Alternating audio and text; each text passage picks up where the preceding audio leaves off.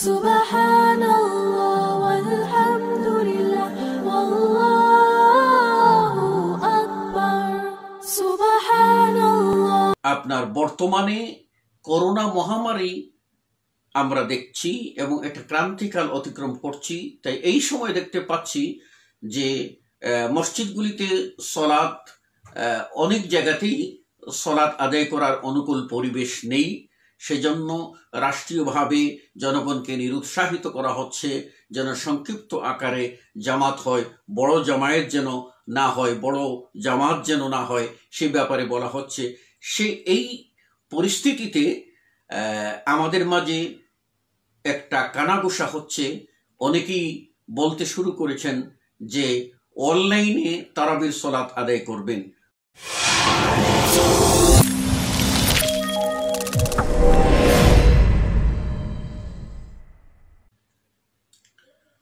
আসসালামু আলাইকুম ওয়া রাহমাতুল্লাহি ওয়া বারাকাতুহু।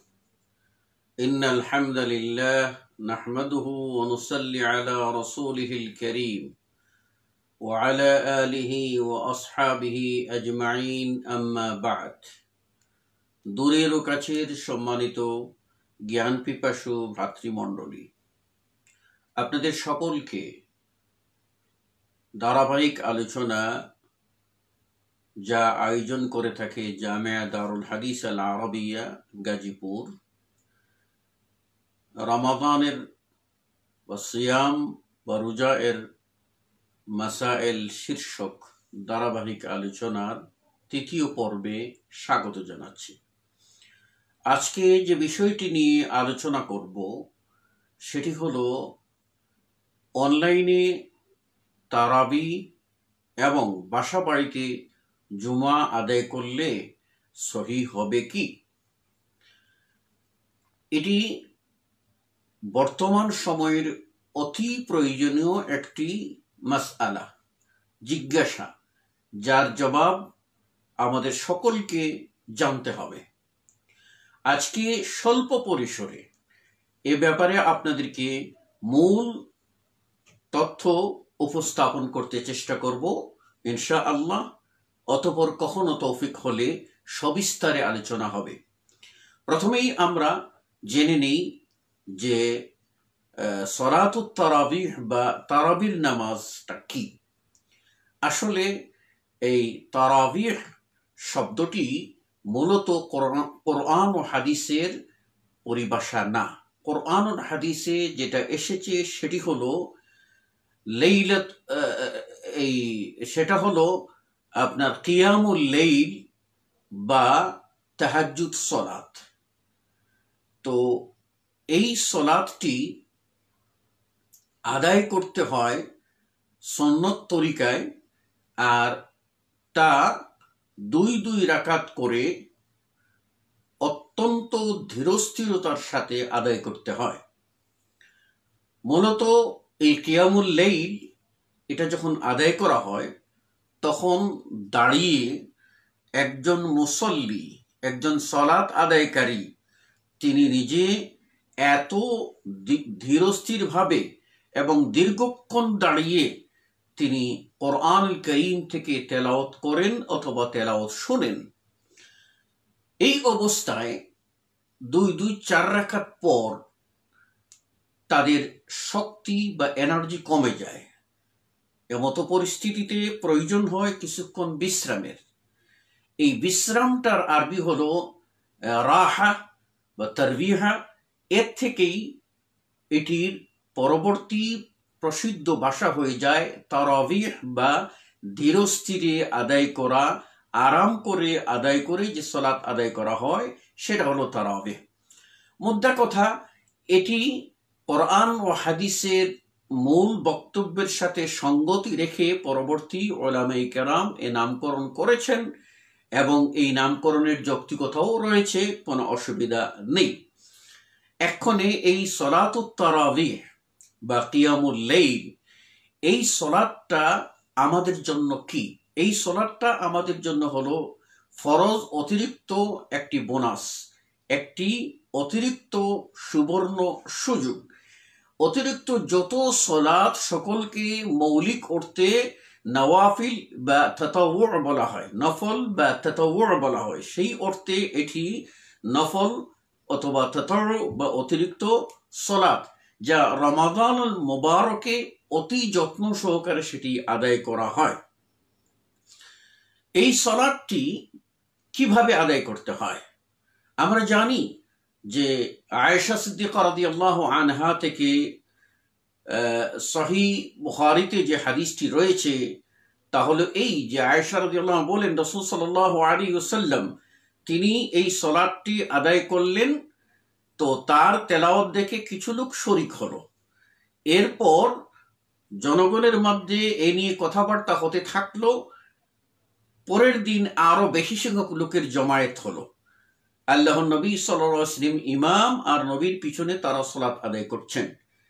এইভাবে পরপর 3 দিনে ক্রমাগত লোক সংখ্যা যখন বৃদ্ধি হলো, চতুর্থ দিনে সব লোক অপেক্ষায় থাকলেন, কিন্তু রাসূলুল্লাহ সাল্লাল্লাহু আলাইহি ওয়াসাল্লাম আর হুজরা থেকে বের হলেন না এবং তারাবির জামাত আদায় করলেন না। অতঃপর রাত শেষ হয়ে গেল, সুবহে সাদিক হলো, ফজরের সালাতে রাসূল সাল্লাল্লাহু আলাইহি ওয়াসাল্লাম উপস্থিত হলেন এবং হয়ে তিনি উপস্থিত সাহাবাদের উদ্দেশ্যে সংক্ষিপ্তভাবে ভাষণ দিলেন আর বললেন, আমি এ কারণে বের হই নাই যে এটা তোমাদের উপরে ফরজ করে দেওয়া হয়ে যেতে পারে, তো এটা মানুষের জন্য কঠিন হবে, তাই রাসূল সাল্লাল্লাহু আলাইহি ওয়াসাল্লাম আর এটা জামাতবদ্ধভাবে সালাত আদায় করেন নাই। এই অবস্থায় চলতে থাকে, এই সালাত চলতে থাকে। রাসূলের জীবন চলে গেল, আবু বকর রাদিয়াল্লাহু আনহুর খিলাফত চলে গেল, তারপর ওমর রাদিয়াল্লাহু আনহুর খিলাফতের প্রথম বৎসরও চলে গেল। দ্বিতীয় বৎসর আসলে তিনি দেখলেন যে মসজিদে গিয়ে দেখতে পেলেন বিক্ষিপ্তভাবে সালাত আদায় হচ্ছে। তখন তিনি আকাঙ্ক্ষা করলেন, হায় আমি যদি এদেরকে একজন ইমামের অধীনে, একজন কারি এর অধীনে করে দিতে পারতাম। তারপর উবাই ইবনে কাবের নেতৃত্বাধীন পরবর্তীতে যখন জামাত হয়ে গেল, তিনি তখন সেটা খুশি হলেন, তার খুশি হয়ে তার মনের অভিব্যক্তি প্রকাশ করলেন। এই আলোচনা দ্বারা সেটা আমরা বুঝতে পারলাম যে প্রথমত এই সালাতটি রাসূল সাল্লাল্লাহু আলাইহি ওয়াসাল্লাম একাকী শুরু করেছিলেন, অতঃপর 3 দিন রাসূল সাল্লাল্লাহু আলাইহি ওয়াসাল্লাম জামাত আদায় করেছেন, আর তিনি জামাতের সাথে আদায় করেননি। এরপরে ওমর রাদিয়াল্লাহু আনহুর খিলাফত কালে সেই মৃদ সুন্নতকে তিনি পুনরায় আবার জীবন দিলেন এবং জামাতবদ্ধ হয়ে সকলে সালাত আদায় করলেন। এই সালাতটি আপনার বর্তমানে করোনা মহামারী আমরা দেখছি এবং একটা ক্রান্তিকাল অতিক্রম করছি, তাই এই সময় দেখতে পাচ্ছি যে মসজিদগুলিতে সালাত, অনেক জায়গাতেই সালাত আদায় করার অনুকূল পরিবেশ নেই। সেজন্য রাষ্ট্রীয়ভাবে জনগণকে নিরুৎসাহিত করা হচ্ছে যেন সংক্ষিপ্ত আকারে জামাত হয়, বড় জামায়াত যেন না হয়, বড় জামাত যেন না হয়, সে ব্যাপারে বলা হচ্ছে। এই পরিস্থিতিতে আমাদের মাঝে একটা কানাঘুষা হচ্ছে। অনেকেই বলতে শুরু করেছেন যে অনলাইনে তারাবির সালাত আদায় করবেন, অর্থাৎ একটি টিভি থেকে সম্প্রচারিত হবে অথবা কোনো সোশ্যাল মিডিয়ায় সম্প্রসারিত হবে, আর এই আওয়াজ শুনে শুনে দেখে দেখে ঘরে ঘরে জামাত হয়ে যাবে, ঘরে ঘরে মানুষেরা শরিক হয়ে যাবেন। এইরকম একটা কানাঘুষা চলতেছে।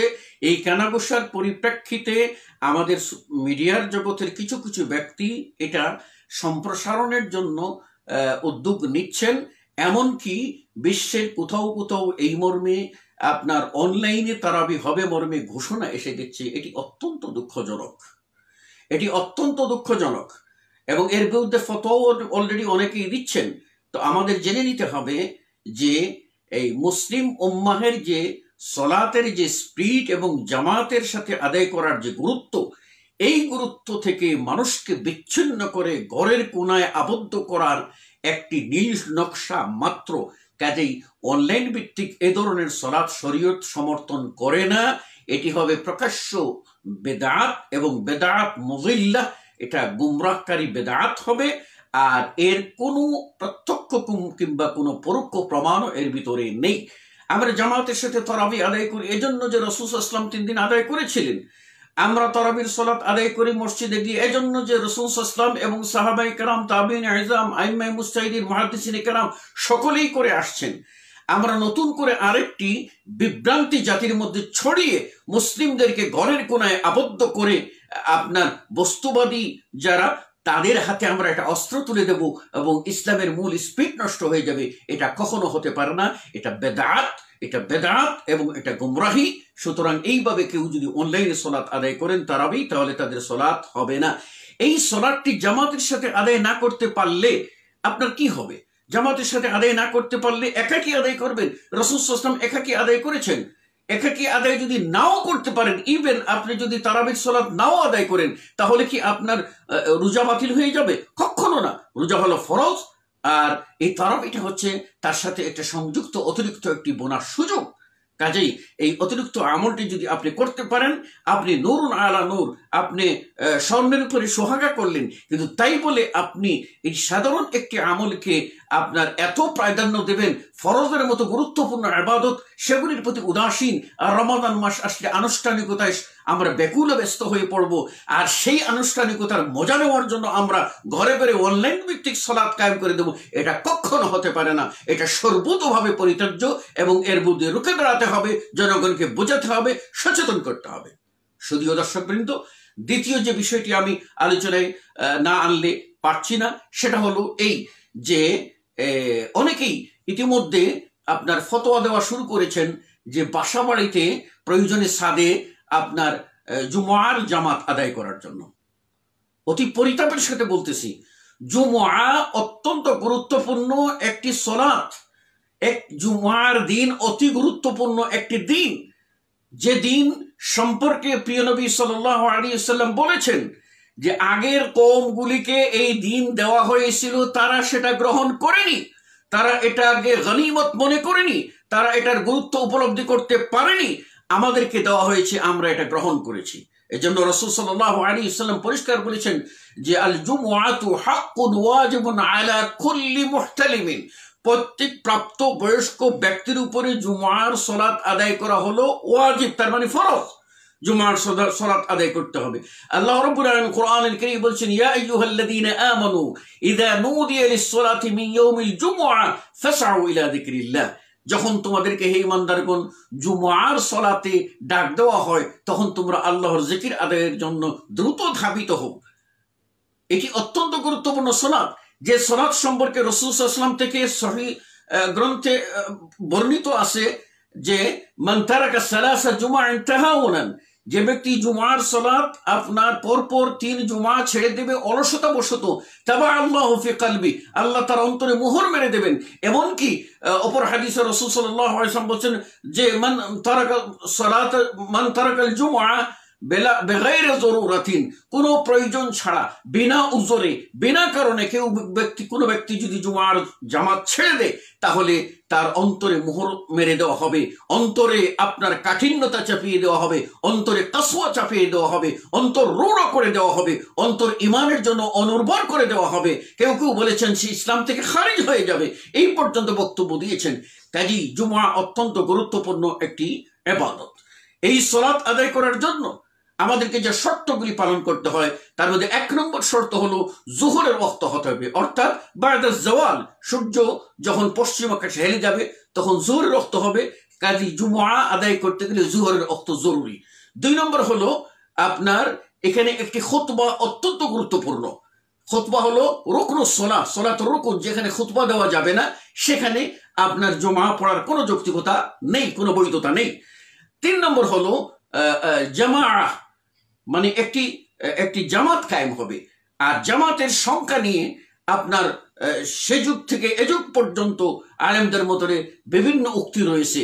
কমপক্ষে 15টি উক্তি আমরা পাই, যার মধ্যে আলোচনায় নিয়ে আসলে মূল 3টি উক্তি দাঁড়াবে যে আরবি ব্যাকরণে বা সাধারণত ব্যাকরণে 2 বা 2 এর অধিক হলেই আপনার জমা বা বহু বচন বলা হয়। কাজেই 2 জন একটি মত, আরেকটা হলো না 3 জন হলে জমা হয়, কাজেই 3 জন হলেই জামাত হবে। আর যে মতটি আরেকটি আছে দারুকুতনির একটি রিওয়ায়াত দিয়ে 40 জনের কথা যেটা বলা হয়, সে হাদিসটি জয়ীফ। আর জয়ীফ হাদিস দিয়ে ইসলামের কোনো মৌলিক আপনার সিদ্ধান্ত হতে পারে না। কাজেই 40 জনের সংখ্যা এটা প্রযোজ্য না। মুদ্রা কথা, জামাতের জন্য, জুমার জন্য উন্মুক্ত হওয়া প্রয়োজন। সেজন্য আপনার সেখানে বালকদের জন্য জুমা ফরজ না, বালকদের জন্য জুমা ফরজ না, মহিলাদের জন্য জুমা ফরজ না, মুসাফিরের জন্য জুমা ফরজ না, অসুস্থ ব্যক্তির জন্য জুমা ফরজ না। তাহলে এর দ্বারা কি বোঝা গেল? যে আপনার যাদের এই ধরনের কোষ পাওয়া যাবে, যে যারা অসুস্থ বা যাদের জুমায় আসতে প্রতিবন্ধকতা আছে, যাদের এইরকম সমস্যা আছে, তাদের জন্য জোহরের সলাতের বিধান শরীয়তে রয়েছে, তারা জোহরের ফরজ 4 রাকাত আদায় করবেন। জুমার বিকল্প বলে দেওয়া হয়েছে। এত সত্য আমাদেরকে এই কেউ কেউ ফতোয়া দিচ্ছেন যে ঘরে 3 জন হলেও জুমা চলবে। এই ফতোয়াগুলি যদি আমরা সামনে আনি তাহলে দেখব যে জুমার সলাতের যে মূল উদ্দেশ্য, একটি জামাত, জুমা শব্দটি জামা শব্দ থেকে নেওয়া হয়েছে, তার অর্থ হলো জমায়েত।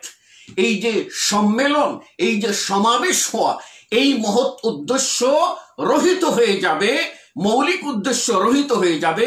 আর এই সাধারণ স্বার্থের জন্য, মানে গৌণ স্বার্থের জন্য মৌলিক কোন স্বার্থকে জলাঞ্জলি দেওয়া যেতে পারে না।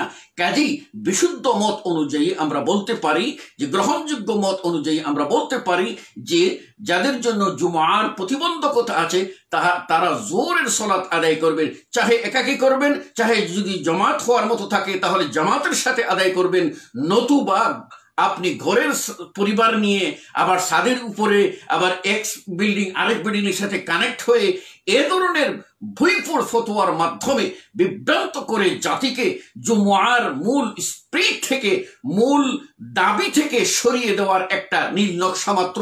যদি এই কৌশলে, এই বিভ্রান্তির মধ্যে পড়ে গিয়ে মুসলিমরা অনলাইন ভিত্তিক হয়ে যান, মুসলিমরা ঘর ভিত্তিক যদি হয়ে যান, তাহলে মুসলিমদের যে আসল উদ্দেশ্য সমাজ ও জামাতের সুখ দুঃখ পরস্পরে আপনার ভাগাভাগি করা, সেই উদ্দেশ্য থেকে বহু দূরে ছিটকে পড়বেন। সেই জন্য এটা বলবো যে না, কখনোই না, এটা করা যাবে না। অতএব সম্মানিত সুধী ও দর্শকবৃন্দ, আপনাদের সকলের কাছে আমি বিনয়ভাবে আরজ করব, আমার এই কথাগুলি আপনারা বেশি বেশি করে প্রচার করুন। যার কাছে যত মাধ্যম আছে, আপনার কাছে সোশ্যাল মিডিয়া আছে, আপনার কাছে ইউটিউব আছে, যত মাধ্যম আছে, সব মাধ্যমে এটি বেশি করে প্রচার করে মুসলিম উম্মাহকে জানিয়ে দিন যে না ভাই, এই অনলাইন ভিত্তিক তারাবিও চালু করা যাবে না, আর ঘরে সাত ভিত্তিক জুমার জামাতও চালু করা যাবে না। এই গর্হিত অপরাধ থেকে বিরত থাকতে হবে। মনে রাখতে হবে এটি একটি নীল নকশা, এটা হচ্ছে একটি ষড়যন্ত্র। যদি একবার মুসলিমরা এই ষড়যন্ত্রের মধ্যে পড়ে যায়, তাহলে গর্ত থেকে উঠে আসা বড় কঠিন হয়ে যাবে, কঠিন হয়ে যাবে, কঠিন হয়ে যাবে। আপনারা জানেন যে আবুল খাত্তাব ওমর ইবনে ইয়াহইয়া আল কালবি একজন ব্যক্তি, তিনি সর্বপ্রথম আপনার মিলাদের উপরে জায়েজ বলে তিনি বানোট হাদিস দিয়ে ফতোয়া জারি করে দিয়েছিলেন। আর যার ফলশ্রুতি আজ পর্যন্ত মুসলিম বিশ্বে আপনার এই ফতোয়ার ভিত্তিতে মিলাদের মতো বেদাত চালু হয়েছে, চলছে। এর মধ্যে ফতোয়া দিয়ে, এর মধ্যে লিখনি করে, এর মধ্যে বক্তৃতা দিয়ে এই বিভ্রান্তি আপনার কিছুটা উপশমন হয়েছে, কিন্তু ছাড়ে নাই। কাজে আজকে যদি আবার এইরকম আরেকটি ভুল করা হয় এবং দূরদর্শিতার অভাবে আমরা যদি আরেকটি ভুল করি, তাহলে পরিণতি বড় মারাত্মক হয়ে দাঁড়াবে। আল্লাহ আমি আপনাদের সকলকে বিনয়ের সাথে অনুরোধ করেছি, আপনারা আল্লাহর ওয়াস্তে এই বিভ্রান্তি থেকে সতর্ক হন এবং জাতিকে সতর্ক করুন। এই পর্যন্ত আহ্বান রেখে আপনাদের সকলের কল্যাণ কামনা করে এখানেই বিদায় আরজ করছি। হাদা ওয়া সাল্লাল্লাহু আলা নবিয়িনা মুহাম্মদ ওয়া আলা আলিহি ওয়া সাহবিহি আজমাইন। আসসালামু আলাইকুম ওয়া রাহমাতুল্লাহি ওয়া বারাকাতুহু।